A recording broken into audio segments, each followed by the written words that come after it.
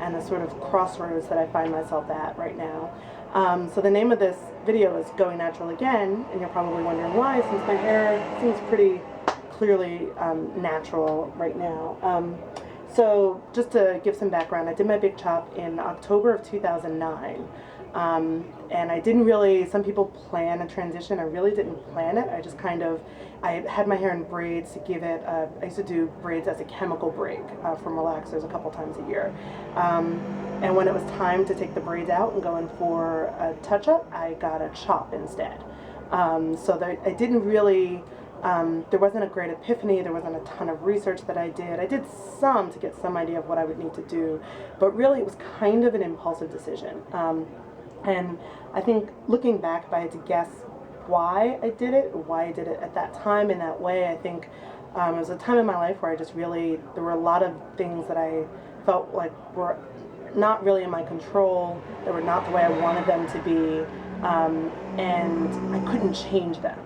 They were not in my control, or even if I could change them, the change would be something really difficult and complicated, and I didn't necessarily have the wherewithal or the courage to make the changes that I needed. And this was sort of the one arena where I felt like I could have complete control. And I think, to do something so drastic, I went from about shoulder length to I had about 1.5 inches worth of hair when I did my chop. It was a very dramatic difference, and I think that more or less explains the reason why I did it that way. So that was October 2009. I had a couple of years of really figuring out how to take care of it. Was total product junkie, jumped from one thing to the other, kept thinking that I had found the holy grail and I found something even better. And didn't really know anything in terms of technique. All I remembered is as a little girl, my mother sort of raking a comb through my hair, so that's what I did.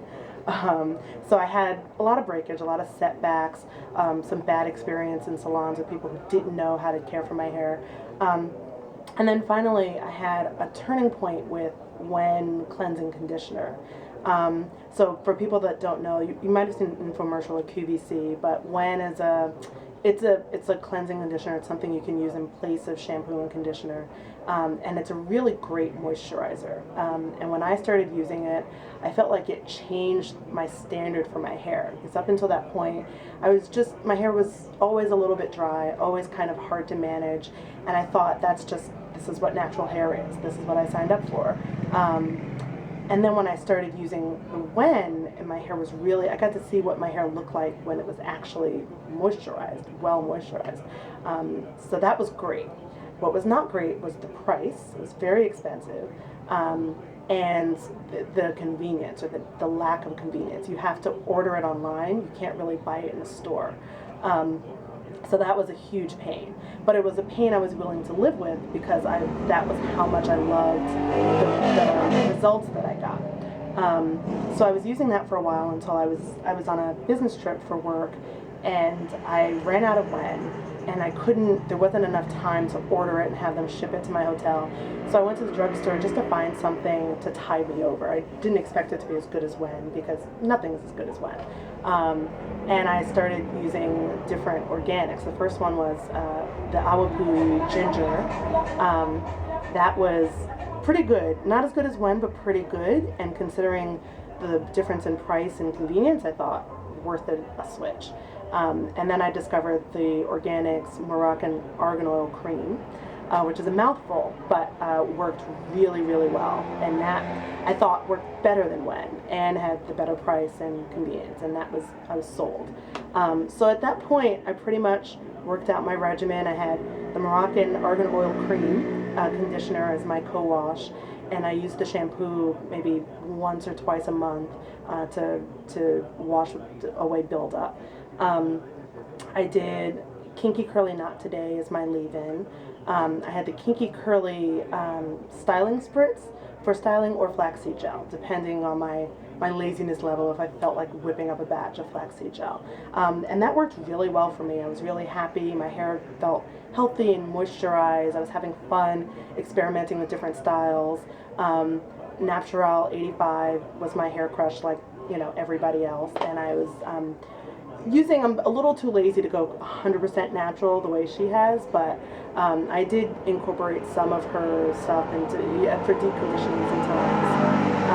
I would use some of her mixes. So I was really happy with where I was and really felt like I had come to the end of my natural hair journey. Like I learned everything, I figured out my hair, I know when it needs protein, I know when it needs moisture, I'm good. And then I moved to the Dominican Republic. So I'm currently in the Dominican Republic, and I'm volunteering with a nonprofit doing computer classes for kids here. And it's a great experience. I'll throw a link in the description box for people who are interested in learning more. But also while I was here, I got married, so a lot of stuff going on in my life. And I thought for the wedding day, I'll do something a little bit different. I've been natural at this point for almost 5 years.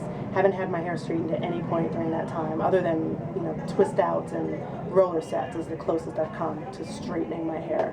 So I'll try a Dominican blowout. And since I'm in the DR, I've had those in New York before when my hair was relaxed.